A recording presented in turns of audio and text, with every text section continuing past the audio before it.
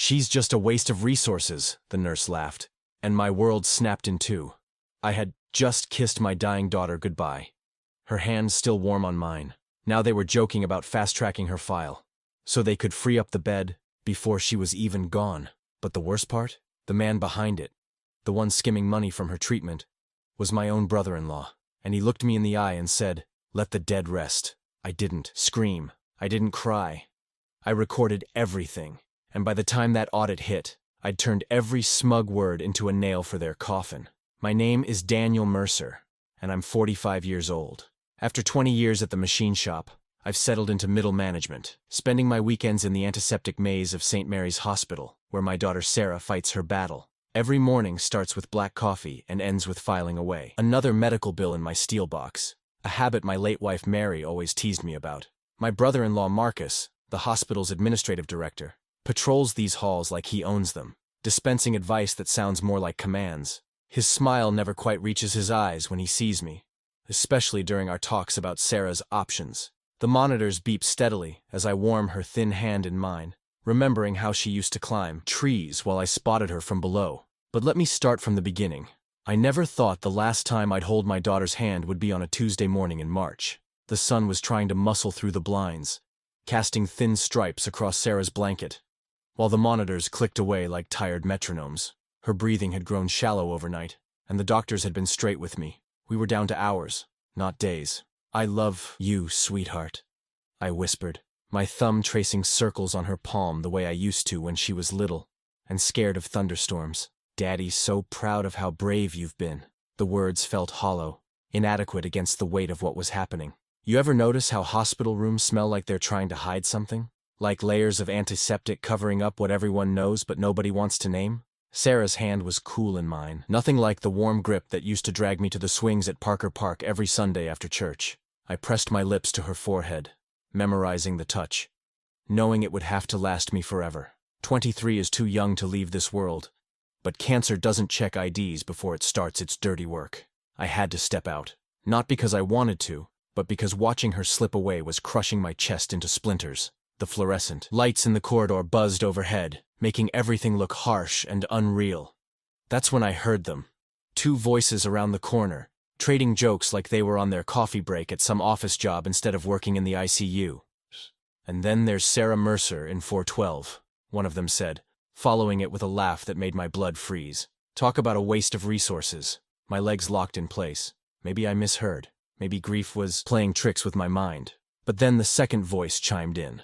Lower, but just as casual. "At least those files got fast-tracked. We'll have the bed free by tonight." Fast-tracked? The word slapped harder than any diagnosis we'd received in the past 18 months. My throat closed up as I pressed myself against the wall, straining to catch every syllable. You know that feeling when your whole world tilts sideways and suddenly everything looks different? That's where I was standing. Right there in that sterile hallway. Their voices led me to the nurse's station. Two of them were leaning on the counter. The redhead who'd given Sarah her meds last night, and a younger one I didn't recognize. They were still chuckling, the sound mixing with the soft hiss of oxygen lines running through the walls. The older nurse was flipping through a chart, probably someone else's life to joke about. My hands found the doorframe, gripping until my knuckles went white. The taste of metal flooded my mouth. I'd been biting my cheek without realizing it. Every muscle in my body screamed to storm over there, to let loose the rage building behind my eyes. But something deeper, something colder, held me back. You don't survive 2 decades in manufacturing without learning when to step back and think things through. I forced myself to breathe slower, counting like I used to teach Sarah during her panic attacks. 1, 2, 3, 4. The elevator was right there, offering an easy escape. I could walk away, lose myself in grief, let the system grind on like it always does. 5, 6, 7, 8. But then I heard Sarah's name again, followed by another burst of laughter, and something inside me hardened into steel. I turned back toward the nurse's station, my mind clicking into place like a precision gear. Confirm what I'd heard. Document everything. Then act. I pulled out my phone and opened the voice recorder app, making sure the screen was dark. The weight of it in my palm felt like a weapon, and maybe it was. Because if there was one thing those nurses didn't know about me, it was this. I never let go of anything without having proof first. I crept closer to the nurse's station, my phone still recording in my pocket. Every word they'd said played on repeat in my head. But you know how grief can mess with your mind. Maybe I'd heard what I feared instead of what was real. Wouldn't be the first time pain twisted things sideways. 3 steps brought me within clear view of their little powwow. The redhead, Mason, according to her badge, was still working that smirk like it was painted on. The younger one leaned in, whispering something that made Mason's eyes crinkle with amusement. Same expression she'd worn while talking about my daughter. My hands started shaking, but I forced them steady enough to pull out my phone's notes app. Time: 11:42 p.m. Location: 4th floor ICU nurses station. Then I typed out every phrase I could remember, especially that loaded term, fast-tracked. Something about those words felt dangerous, like handling live wires. You ever notice how some moments seem to slow down? Like you're watching everything through thick glass? That's how it felt walking up to that desk. Mason's smile vanished when she saw me. Guess laughing about patients works better when they're not standing right there. "I need to speak with a supervisor," I said, keeping my voice level. The kind of level that comes from decades of swallowing back what you really want to say. The younger nurse, Williams was her name, shuffled some papers. "The charge nurse isn't available right now, but I can pass along any concerns. Someone will review it," Mason added quickly. The smirk was gone, replaced by something more professional but just as false. "We take all patient feedback seriously." I've heard that tone before. Usually right before something gets buried in paperwork. "I'll wait," I told them. But Williams was already shaking her head. "Hospital policy requires formal complaints to go through proper channels," she recited, like she was reading from a manual. "Someone will contact you to follow up." The fluorescent lights hummed overhead, making everything look pale and slightly unreal. I nodded once, turned, and walked toward the lobby. Each step felt heavy, like my shoes were filled with concrete. The giant wall clock read 11:47 p.m. when I snapped its picture. 5 minutes since I'd heard them laughing about Sarah. 5 minutes that changed everything. Standing there under that clock, I pulled up my email and typed out everything while it was fresh. Every word, every gesture, every dismissive tone. Added the photo timestamp. Sent it all to myself with a subject line that would be easy to find later. Hospital incident report. Sarah Mercer, 11:42 p.m. The drive home was a blur of empty streets and yellow lights. Midnight in our town looks like a movie set after they've sent all the extras home. Just darkness and the occasional cat slinking between parked cars. The kind of quiet that lets your mind work overtime. Back in my kitchen, I read my notes out loud, testing each memory against what I'd written.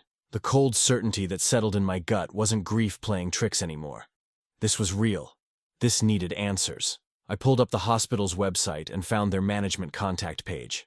My fingers moved automatically, typing out a meeting request for 9 a.m. sharp. I copied patient relations on the email. Learned that trick years ago when dealing with suppliers. Paper trails are harder to ignore when multiple departments are watching. The clock on my microwave blinked 1:17 a.m. when I finally set my alarm for 7:00. Early enough to shower, dress sharp, and arrive looking like someone who expects answers, not excuses. Tomorrow would show whether I was dealing with simple negligence or something worse. Either way, I wasn't leaving that meeting without the truth.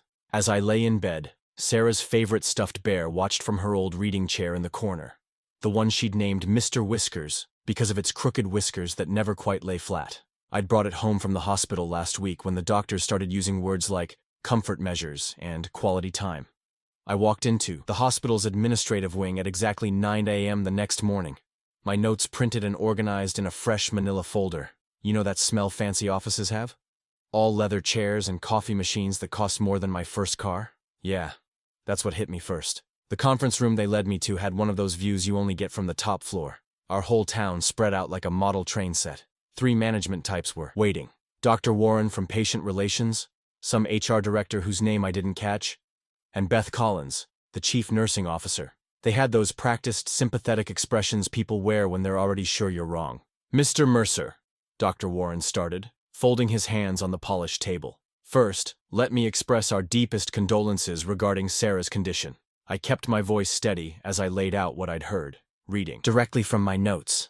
Even mentioned the timestamp on my email. You learn things working quality control. Documentation matters more than emotion.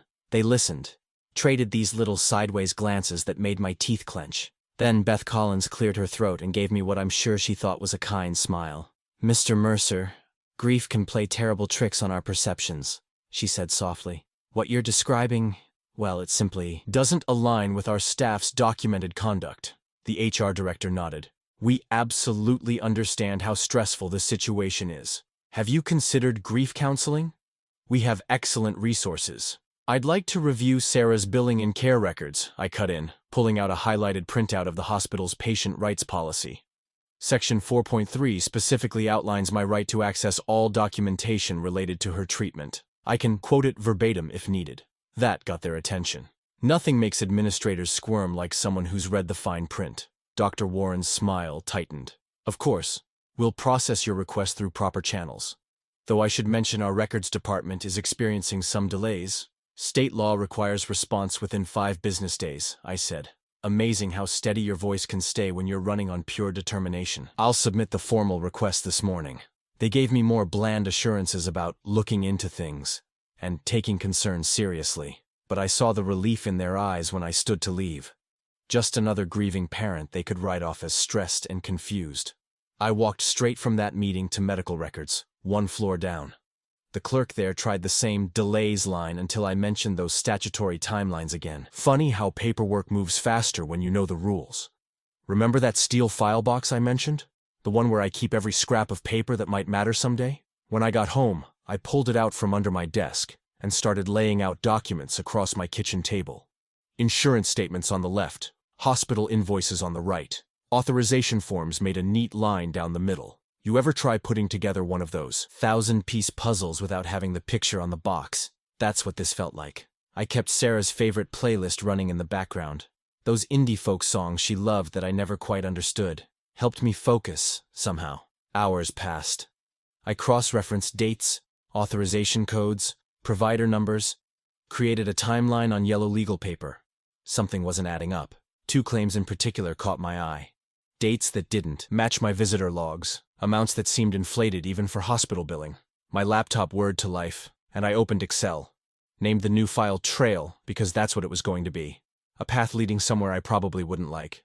Started entering numbers, dates, names. Each entry felt like another breadcrumb leading into darker woods. My coffee had gone cold 3 times before I finally sat back, rubbing my eyes. The shape was still blurry, but it was there. Like seeing movement in your peripheral vision. The moment you turn to look straight at it, it slips away. But I knew one thing for certain. If they wouldn't listen to a father's grief, maybe they'd pay attention to his math. Ever work retail? There's this thing they teach you about spotting counterfeit bills. You don't memorize all the ways a fake can look wrong. You learn exactly how a real one should look, feel, and sound when you snap it. After that, the fakes jump right out at you. 20 years in quality control taught me the same thing about paperwork. Numbers either dance together or they don't. And these numbers? They were doing completely different routines. I lined up the hospital bills against the insurance statements, highlighting mismatches in angry red. A treatment that cost $4,300 according to the hospital somehow showed up as $7,800 on the EOB. A 2-day stay listed as $12,400 appeared as $15,900 in the insurance records. The differences weren't random. They followed a pattern, like someone had calculated exactly how much they could pad each charge without triggering automatic audits. Remember those old detective shows where they'd follow the money? That's what I did. Except instead of cash-stuffed briefcases, I was tracking electronic payments through a maze of account numbers. Funds that should have gone straight to Sarah's treatment kept taking these weird detours. They'd bounce through accounts with names like Med Admin Services LLC and Healthcare Solutions Group. Generic enough to sound legitimate. But when I dug deeper, they were empty shells. You know that feeling when you're driving a familiar route and suddenly realize you've been on autopilot for the last 10 minutes? That's how it felt tracking those vendor IDs through public records. My hands knew where to click, which databases to search, while my mind tried not to think about where this was heading. Then I hit it. One of those shell companies shared an address with the hospital's administrative offices. Suite 412. The same floor where... No, I needed to be sure. I pulled up the hospital directory on their website, scrolling past departments and names I'd seen 100 times during Sarah's stay. My finger froze on the trackpad. There it was. Suite 412, Financial Services Administration. Right next door to my brother-in-law Mark's office. The coffee I'd been drinking turned to acid in my stomach. Mark, who'd married my wife's sister 15 years ago. Mark, who'd worked his way up from billing coordinator to senior administrator. Mark, who always seemed to have a new car in his driveway while telling us to be realistic about Sarah's treatment options. My hands were shaking so bad I almost dropped my phone pulling up that last email, the one with the approval chain for Sarah's final round of medication. I scrolled through the signatures, each name hitting harder than the last until, there it was, M. Davidson, his name, buried in the middle of the chain, like a knife between my ribs. The laptop screen blurred. I closed it before my trembling hands could knock it off the table. The house felt too quiet, too empty, except for the sound of blood rushing in my ears. You ever have one of those moments where 100 little things suddenly make horrible sense? Mark's new boat last summer. The way he'd steer conversations away from hospital finances at family dinners. Those urgent meetings that always seemed to pop up when we had questions about Sarah's bills. I stumbled to the bathroom and splashed cold water on my face. In the mirror, my reflection looked like it had aged 10 years in the last hour. The fluorescent light made the bags under my eyes look like bruises. Sarah's framed photo hung in the hallway, her high school graduation, before the diagnosis. She was laughing at some joke I'd made, her whole life ahead of her. While she fought for every extra day, her own uncle had been. I couldn't finish the thought without my stomach lurching. I needed proof, not just numbers and names on screens, but something solid enough to make sure he couldn't squirm away from it. Tomorrow morning, I'd find a way to confirm everything face to face, but first, I had to get through the night without doing something stupid. I pulled Sarah's old quilt off the couch, the one her grandmother made, with those crazy mismatched patterns she loved, and wrapped it around my shoulders. Sat there, in the dark, breathing in the faint scent of her favorite fabric softener, while my mind raced through everything I'd discovered. Early next morning, I walked through the hospital's main entrance like I had hundreds of times before, but this time felt different. The familiar antiseptic smell hit differently, less like a place of healing, and more like something rotting behind a mask of cleanliness. I took the service elevator to the 4th floor, where the administrative offices lined up like jewelry boxes in a display case. Everything looked expensive up here. Thick carpeting that muffled footsteps, wood-paneled walls, art pieces that probably cost more than my car. Amazing what you can afford when you're stealing from the sick. A leadership chart hung near the reception desk, one of those organizational diagrams showing who reported to whom. Mark's name and title, Senior Administrator, sat like a spider in the middle of its web. 3 departments fell under him. Revenue Integrity, had to laugh at that one. Vendor Relations and Utilization Review. Perfect setup for someone wanting to move money without raising flags. I found a quiet corner and pulled out my laptop. Started matching approval stamps from my spreadsheet to Mark's chain of command. Each connection clicked into place like I was assembling a weapon. The pattern was so clear now. Every suspicious transaction had passed through at least one of his departments. He'd built himself a perfect little system, probably figuring no one would look too closely at individual claims. You know what's funny? In a sick way? I remembered him at our last family Christmas, giving this long speech about healthcare efficiency and resource optimization. The whole time he'd been treating my daughter's life like his personal ATM. I printed the key pages at a nearby nurse's station. The printer hummed quietly, spitting out sheet after sheet of damning evidence. I slipped them into a manila folder. Thin enough to look casual, thick enough to ruin a career. Found him near the elevators, checking his phone with that bored expression he always wore. Designer suit, Italian shoes, gold watch catching the fluorescent light. Everything about him screamed success, but all I could see was decay. Mark? I kept my voice steady. Got a minute? He glanced up, irritation flickering across his face before settling into that professional mask he wore so well. Daniel, didn't expect to see you here. Just need 5 minutes. Somewhere private? He checked his watch. The same gesture I'd seen him make when we'd ask about Sarah's treatment options. Fine. Conference room 3 is open. The room was small, windowless. One of those spaces designed for conversations nobody wanted overheard. I laid out the documents one by one, each page a bullet in the chamber. These claim IDs here. I tapped the first sheet. They match payments that went through shell companies registered to this building. Your floor. Specifically. My finger moved to the next page. And here's the routing trail showing how the money moved. Want to explain that? Mark leaned back in his chair, studying the ceiling tiles like they held some profound truth. When he finally looked at me, that smile spread across his face, the kind of smile that makes you want to check if your wallet's still there. It was the smile of a man who knew exactly what he'd done and didn't care who knew it. Let the dead rest, please. 5 words. Just 5 simple words that hit harder than any punch. My throat closed up. Shame and fury fighting for control. I could feel my pulse in my temples, my hands curling into fists under the table. "She was your niece." I managed to get out. He stood up, straightening his tie. "This meeting is over. Security can show you out if needed." I watched him walk to the door, every step measured and confident. He thought he was untouchable. Maybe he was right, unless I found a way to make sure others saw what I'd seen. My hands were shaking as I gathered the papers back into the folder. One thing was clear. The next time we talked, there would be witnesses. The drive home felt like swimming through molasses. That manila folder sat on my passenger seat, taunting me, while the dashboard clock ticked away minutes that stretched like hours. Every red light was another chance for doubt to creep in. Every intersection another moment to second-guess myself. You ever notice how your car becomes this confessional booth when you're alone? Just you and your thoughts bouncing off the windshield. I kept hearing Mark's voice, "Let the dead rest." The more I repeated it, the more it twisted my stomach.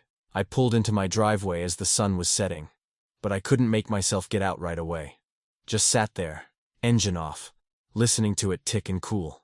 Through my kitchen window I could see Sarah's wind chimes still hanging on the back porch, copper tubes that used to make her smile on breezy days. Now they just marked time like a metronome, counting beats in a song that had lost its melody. Finally dragged myself inside and spread those damning pages across my kitchen table. The evening light stretched through the blinds, laying prison bar shadows across all that evidence. Each sheet told its own story of greed and betrayal, but together they painted something worse. A mountain I'd have to climb while carrying grief on my back. You know what really got to me? Imagining the months ahead. The hearings where lawyers would pick apart every claim. The depositions where they'd try to paint me as some desperate father who couldn't accept reality. The endless delays and motions and counterclaims that would grind Sarah's memory into just another case number. I reached for my steel file box, the one that had started all this, and dropped the folder inside. The lid made this final sounding click when I closed it, like a judge's gavel coming down. Maybe that's what justice would sound like. Not a bang, but a whisper. Midnight found me at the kitchen counter, nursing coffee gone cold and staring at my phone. I pulled up Sarah's last text. You know the one.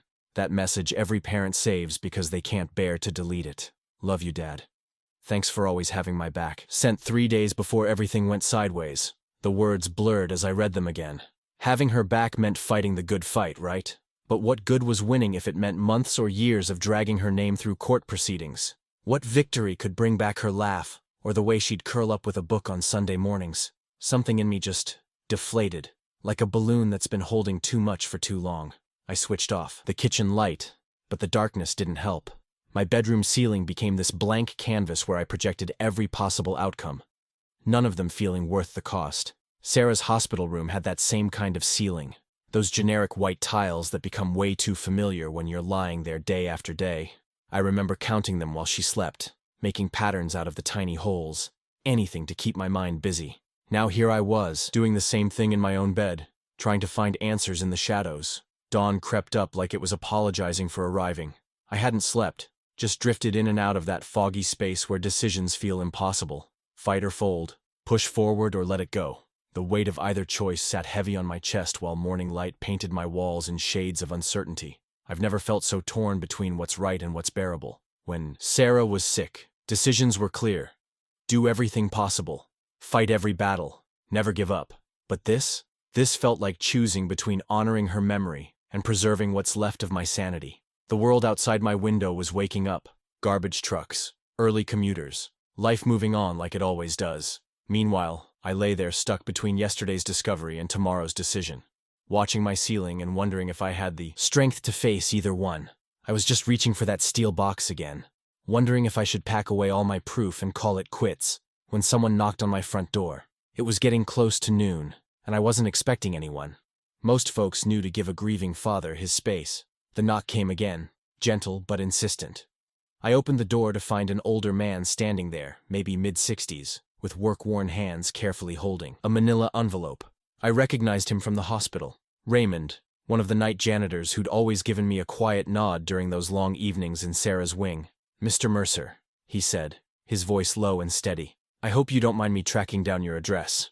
There's something you need to see. You know that feeling when the air suddenly gets heavier? Like right before a storm? That's what hit me as I invited him in. Raymond moved, with the careful precision of someone who'd spent decades navigating hospital corridors without disturbing patients. "I've been hearing things," he said, as we sat at my kitchen table. "Same kind of things you heard that night." He placed the envelope between us like he was handling evidence, which it turned out he was. Raymond's eyes got this distant look. "Lost my boy 15 years ago. Cancer, like your Sarah. When you hear people making light of that kind of pain." He shook his head, and I saw my own anger reflected in his expression. He started pulling papers from the envelope, laying them out with deliberate care. Photocopied logs, staffing sheets, vendor documentation, each one with a small initial in the corner. "For provenance," he explained, catching my glance at the markings. "So they know these came from official records." The documents filled my table like pieces of a puzzle I hadn't known I was missing. Raymond pointed to dates, names, patterns that matched what I'd found but went deeper. "Been gathering these for weeks," he said. "Couldn't sleep knowing what was happening." Then he dropped the bombshell that made my spine straighten. "State audit's coming in 3 weeks. Big one. They do it every few years, but this time..." He tapped a memo with his weathered finger. "This time they're focusing on billing, practices, and resource allocation." My mind raced ahead. 3 weeks until they either find the truth," Raymond finished, "or someone makes sure they don't. Digital records have a way of disappearing when people get nervous." The room felt sharper somehow, like everything had clicked into focus. My daughter's wind chimes caught a breeze outside, their soft tones marking time that suddenly felt very precious. "I'm not asking you to fight this alone," I said, extending my hand to him. Raymond's grip was firm, steady, the handshake of someone who'd spent a lifetime doing what needed to be done. We got to work right there. I pulled out a fresh legal pad and started building a timeline, with Raymond filling in gaps I hadn't known existed. The afternoon light shifted across my kitchen as we pieced together dates, names, and dollar amounts. Standing up to stretch, I walked to my wall calendar. The red marker felt heavy as I circled the audit date. 3 weeks. I drew a second line under it, the ink bleeding slightly into the paper. Looking at those marks, I remembered Sarah's treatment calendar, how we used to cross off days, counting down to what we hoped would be recovery. Raymond gathered the papers with the same care he'd brought them. "We should index these," he said. "Make copies. Build our case so tight they can't ignore it." I nodded, feeling something I hadn't felt in days. Purpose. The weight of grief was still there, but now it had company, determination, and the knowledge that I wasn't standing alone anymore. "Same time tomorrow?" Raymond asked, heading for the door. "I'm off shift at 11. I'll be here," I said. And for the first time since overhearing those nurses, I felt like I was exactly where I needed to be. The next afternoon, Raymond and I spread notebook paper across my kitchen table like we were planning a military operation. Which, in a way, we were. Each page got a number. Each task got initials, RM or DM. And everything had to connect without leaving loose ends. "The trick," Raymond said, tapping his pen against the table, "is to let them hang themselves. No confrontations, no threats. Just gather evidence while they think nobody's watching." Made sense to me. I'd seen enough crime shows to know that the smartest criminals get caught when they feel too comfortable. So we document new incidents, feed tips to the right people, and record the conversations they don't think anyone's hearing. Raymond's eyes had this sharp glint I was starting to recognize. "Your brother-in-law likes to brag when he thinks he's among friends. Those nurses at the station? They're his audience. You ever get that feeling where a plan sounds simple until you start mapping out all the ways it could go wrong? If we miss recording something crucial, or if they spot what we're doing, then the whole thing falls apart," Raymond finished. "And they'll destroy everything before the audit team arrives." I pushed back from the table, letting that sink in. The coffee maker burbled in the background. I'd switched to decaf, but the familiar sound helped me think. "We need to test any recording equipment first. Make sure we can get clear audio in a noisy space." Raymond nodded. "Hospital corridors have their own acoustics, all that tile and fluorescent humming." I drove to an electronics store that afternoon and bought a digital recorder about the size of a pack of gum. Nothing fancy. I figured simple meant fewer things to go wrong. Back home, I set up a test run in my kitchen, ran the dishwasher, played news radio, even turned on the overhead fan. Then I recorded myself speaking from different distances and angles. "The price of morphine has gone up again," I practiced saying, trying to sound casual. "How are we handling the billing for that?" Each playback taught me something about microphone placement and background noise. While the recorder charged, I took Raymond's manila envelope to my scanner. Every document went into an encrypted cloud folder, something my IT guy at work had shown me how to set up years ago. Never thought I'd need it for this, but life's funny that way. Made a backup on a flash drive too, just to be safe. That one went under my desk, secured with a piece of duct tape where the cleaning service would never look. The first anonymous tip had to be perfect. Enough detail to grab attention, but not so much that it revealed our hand. I chose 3 specific claim IDs from the earliest documents Raymond had provided. Added dates, dollar amounts, and routing numbers that any investigator could verify quickly. My finger hovered over the send button for a full minute before I clicked. Like dropping a pebble in a pond, Raymond had said. We'll watch the ripples spread. I walked to my calendar and counted the days until the audit. 20 left. Sarah's wind chimes caught the evening breeze again. And for a moment, I could almost hear her voice in their soft music. Get it right, Dad, they seemed to say. Just get it right. The wall calendar stared back at me. Each day a small square of possibility or failure. I remembered marking off her treatment days on a similar calendar. How each X felt like progress until suddenly they weren't anymore. But this time was different. This time, I was the one making the marks that mattered. Raymond's plan wasn't flashy, wasn't dramatic. But maybe that's what we needed. Something as methodical as filing paperwork, as patient as a night janitor making his rounds. We'd document. We'd record. We'd feed information to people who could use it. And somewhere in those 20 days, my brother-in-law would say something he couldn't take back. You know what's funny about hospitals at shift change? They're both busy and quiet at the same time. Like a beehive wrapped in cotton. Perfect cover for what I needed to do. I stood near the nurses' station, fiddling with my visitor badge while nurses swapped notes and traded places. The recorder felt warm in my jacket pocket, already running. I'd tested it 3 times that morning in my kitchen, playing back the audio until I was sure it would catch everything. Remember those old war movies where spies try to look casual while their hearts are hammering? That was me, attempting to blend in with the wall while my palms went damp. But I had one advantage. I'd spent so many months in these halls that my presence didn't raise eyebrows anymore. Excuse me, I said to a nurse I didn't recognize, keeping my voice friendly but tired. Just another visitor with questions. I noticed the ward seems pretty full today. How do you manage bed availability when it gets like this? She glanced up from her charts. Oh, we have protocols for utilization targets. Make sure resources go where they're needed most. Utilization targets, I repeated, nodding like I was learning something new. I've heard people mention fast tracking on busy nights. How does that work exactly? Before she could answer, I heard that familiar stride coming down the hall. That walk that said, I own this place. My brother-in-law rounded the corner, all pressed shirt and practiced. Smile. 2 nurses I recognized from that night, the ones who'd laughed about Sarah, immediately perked up. There's our efficiency expert, one of them called out. The bottleneck clearer himself. He gave them that slow grin I'd grown to hate. Just doing my part to keep the wheels turning.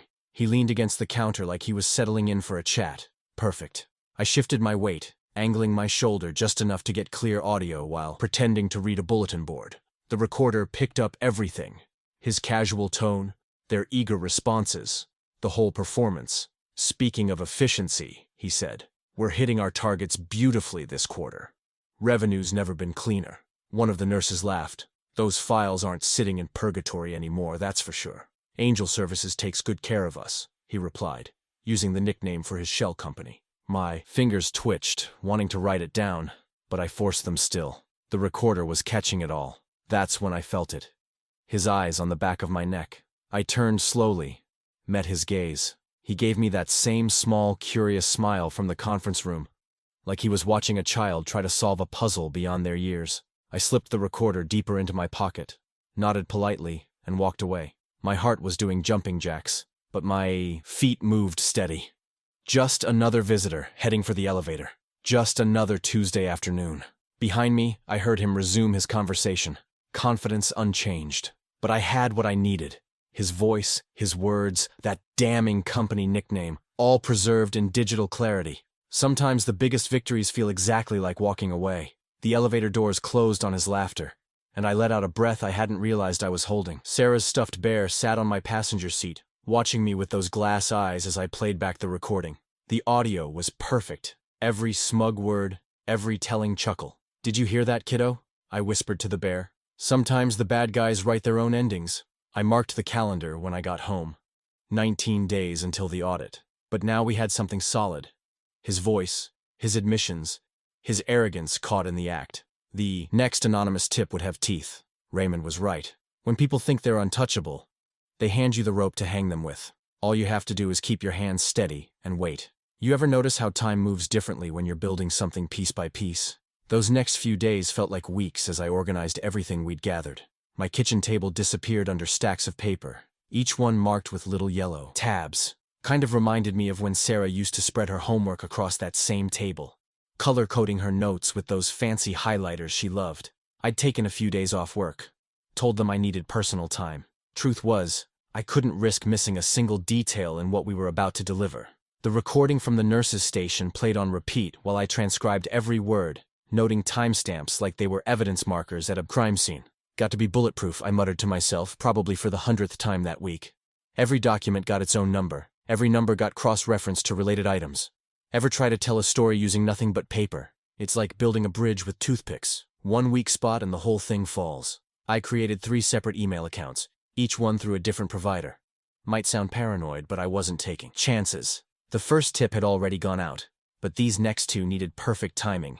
You see, bureaucrats love patterns. Gives them something to follow. 3 tips from 3 sources would look like a trend, not a vendetta. The second email went out on a Tuesday morning, receipt confirmation pinging back within minutes. I texted Raymond, package 2 delivered. He replied with just a thumbs-up emoji, which made me smile. For a guy his age, he'd gotten pretty good with modern communication. Wednesday night, I sent the third. This one included snippets of the audio, cleaned up to highlight the important parts. Another ping, another delivery confirmed. Another text to Raymond. Cafeteria tomorrow, 5 a.m., he wrote back. Bringing coffee. I hardly slept that night. Kept checking my phone, reviewing the packets, making sure nothing was missing. The stuffed bear sat on my dresser, watching with those glass eyes that somehow looked wiser than before. I left home at 4:30 a.m., driving through streets that still belonged to newspaper carriers and early shift workers. The hospital parking lot was quiet, except for a few resident doctors dragging themselves toward the end of their shifts. Raymond was already there, 2 coffee cups steaming on the table in front of him. Morning, he said, sliding one toward me. Ready? As I'll ever be. I sat down, took a sip. You hear anything from your end? He nodded slowly. State cars started arriving last night. They're putting them up at that hotel across from administration. He paused, stirred his coffee. Got word the audit team's bigger than usual. We sat in comfortable silence after that, watching the sky lighten degree by degree. Around 6:30, the first unmarked sedan rolled into the lot, followed by another, then 2 more. Men and women in business casual stepped out, carrying briefcases and laptop bags. They moved with that distinct government efficiency, not rushing, but not wasting time either. Look at their badges, Raymond whispered. Those aren't just auditors. That's the fraud division. My throat tightened as I watched them clip credentials to their jackets. They headed for the administrative entrance in pairs, looking like they knew exactly where they were going. Probably had floor plans memorized before they ever left their offices. I stepped outside, needing to see this with my own eyes. The morning air had that crisp feel that comes just before full sunrise. Somewhere in the hospital, monitors were beeping, nurses were changing shifts, and my brother-in-law was probably straightening his tie, unaware that his carefully built house of cards was about to meet a tornado. The regulators disappeared through the glass doors, and I pulled out my phone, found Raymond's number, and typed one word. Here. I watched the elevator lights climb to the executive floor, imagining the scene about to unfold. Funny thing about time, it catches up to everyone eventually, even the ones who think they're above it. Standing there in the growing light, I felt Sarah's presence stronger than I had in weeks, not in a sad way, but like she was, watching with quiet approval. The morning shift workers streamed past me, heading in for another regular day that was about to become anything but regular. Through the lobby windows, I watched a scene unfold that felt almost dreamlike. State regulators moved with practiced precision, like they'd rehearsed this 100 times. Maybe they had. 2 of them stationed themselves at the main security desk, producing official papers that made the guards' eyes go wide. Others dispersed through the building in pairs, badges gleaming under the fluorescent lights. "Ma'am, we need these servers secured immediately," one regulator told an IT manager who'd rushed down from her office. "No deletions, no updates, no system maintenance until further notice." Her voice carried that unmistakable government authority that brooks no argument.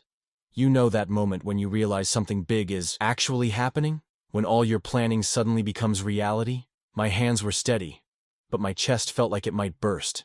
I found myself counting my breaths, just like I used to do when Sarah was small and having one of her panic attacks. The memory hit me hard, her tiny hand squeezing mine as we counted together. 1, 2, 3. Across the lobby, Raymond caught my eye. He gave me the smallest nod, but it carried the weight of vindication. Then his expression changed, and I followed his gaze to the elevator bank. There they were, 2 uniformed officers flanking my brother-in-law, whose usual swagger had vanished. His face had that peculiar blank look people get when their world suddenly stops making sense. They steered him toward one of the small conference rooms we used to use for family consultations. "Sir, this way please," one officer said, his tone professional but firm. My brother-in-law's expensive shoes squeaked slightly on the polished floor. Funny the little details you notice in moments like these. I shifted my weight, trying to stay invisible, just another visitor in the morning crowd. A flurry of activity near the main entrance drew my attention. The hospital's spokesperson, Janet something, hurried in, clutching a folder to her chest like a shield. I'd seen her give dozens of press conferences, always polished, always in control. Now she looked like she'd aged 10 years overnight. Her face had that bloodless quality you see in people who've just received terrible news. My phone buzzed in my pocket. Unknown number. "Hello?" I stepped outside, needing space from the controlled chaos inside. "Good morning." A woman's voice, crisp and professional. "I'm Investigator Chen with the State Medical Fraud Division. Am I speaking with the source who provided documentation regarding claim irregularities at Memorial Hospital?" My throat tightened. "Yes. I wanted to personally thank you. The precision of your documentation made our job significantly easier." She paused. "We don't often receive packages this well organized." I thought about those long nights at my kitchen table, cross-referencing every detail. "I'm glad it helped." "More than helped, sir. You'll be seeing results very shortly." As if on cue, a news van with the local CBS affiliate's logo screeched to a stop at the curb. A cameraman jumped out, hefting his equipment with practiced ease. The morning sun caught his lens, sending a brief flash across the parking lot. I reached into my tote bag, my fingers finding the soft, worn fur of Sarah's favorite bear. She'd named him Mr. Wonderful when she was 4, and he'd stayed with her through every hospital stay, every treatment, every small victory and setback. The fabric was worn smooth in spots from years of worried hands, hers and mine both. Something about holding that bear centered me. Through the glass doors I could see more officials arriving, more staff being interviewed, more evidence being cataloged. The machine of justice was grinding into motion, and for once, it was grinding in the right direction. The cameraman was setting up near the entrance now, checking light levels and microphone connections. In a few minutes, this would become breaking news, and everyone would want comments, reactions, sound bites. I lifted Mr. Wonderful slightly out of the bag. Sarah had always said he made her brave when she was scared. Now it was my turn to borrow some of that courage. I straightened my shoulders and turned toward the sliding doors. Time to face the cameras. To be the face of this story. Not for revenge anymore, though that satisfaction was certainly there, but for every patient who deserved better than mockery and fraud. Through the glass, I could see Raymond watching me. He touched his heart once, a gesture so subtle anyone else would have missed it. I nodded back. We'd done it. We'd really done it. The sky hung heavy and gray above the hospital parking lot, matching the somber tone of the morning news broadcasts playing on my phone. Every major network had picked up the story, their news crawls painting a devastating picture in bold text. Breaking: hospital administrator arrested in multi-million-dollar fraud scheme. Assets frozen. Investigation reveals systematic exploitation of terminal patients. Criminal charges filed against senior hospital official. My brother-in-law's mugshot filled the screen, his usual polished appearance replaced by disheveled hair and hollow eyes. The numbers scrolling beneath his face told their own story. 7 figures in seized assets, pending restitution estimates that would strip him down to nothing. Multiple felony indictments that carried serious prison time. You know what's strange? I'd imagined this moment would feel like victory, like some kind of emotional release, but standing there, watching his face flash across every screen in sight, all I felt was a deep, quiet steadiness. Not happiness, not even relief really, just peace. The kind that comes from knowing you've done what needed doing. In a shocking development, one anchor was saying, authorities have uncovered what they're calling systematic exploitation of terminally ill patients. Her voice faded into the background as I watched the hospital's main entrance, where a cluster of administrators huddled around hastily. Prepared statements. The CEO stepped up to the forest of microphones, his usual confidence cracked around the edges. "We are deeply disturbed by these allegations," he began, reading from a prepared statement. "Memorial Hospital is committed to full cooperation with investigators and will be implementing immediate reforms to ensure—" Through the glass doors, I could see staff members moving carefully, keeping their heads down, shooting nervous glances up at the administrative floor windows where state agents were still boxing up evidence. Some of these people had known what was happening. Others had suspected but stayed quiet. And some, like those nurses that terrible night, had treated it all like some kind of joke. A gust of wind carried the sound of more news vans arriving. The story wasn't going away. It would stick to my brother-in-law like tar, following him through every court appearance, every asset seizure, every desperate attempt to salvage his reputation. Financial ruin and public disgrace, served up together in one permanent package. I felt movement beside me and turned to find Raymond standing there, his weathered face showing a hint of satisfaction. This good man who'd stepped forward when I was ready to give up, who'd given me back my fight when grief had nearly broken me. I met his eyes and nodded once, a simple gesture to acknowledge the courage he'd shown when my own faith had worn thin. Sarah's bear was warm in my hands as I walked toward the hospital sign, the same sign I'd passed hundreds of times during her treatment. Each visit hoping for better news, each departure carrying a heavier heart. I cradled Mr. Wonderful gently, remembering how she'd clutch him during the worst moments, finding strength in his soft presence. The cameras swung my way as I approached the microphones. Reporters began shouting questions, but I had only one thing to say, the same words that had carried me through the darkest nights of plotting and planning, the truth that had kept me steady when doubt crept in. I faced the cameras directly, my voice clear and calm. "Mock the weak, and you'll be broken by their strength." The line hung in the air as cameras clicked and reporters scribbled. I didn't wait for their questions. There was nothing more to add. Sarah's dignity had been defended without violence or spectacle, through patience and paperwork and the quiet persistence of truth coming to light. Above me, a break in the clouds let through a single shaft of sunlight, warming the worn fur of Mr. Wonderful in my hands. Some might call it coincidence. I chose to see it differently.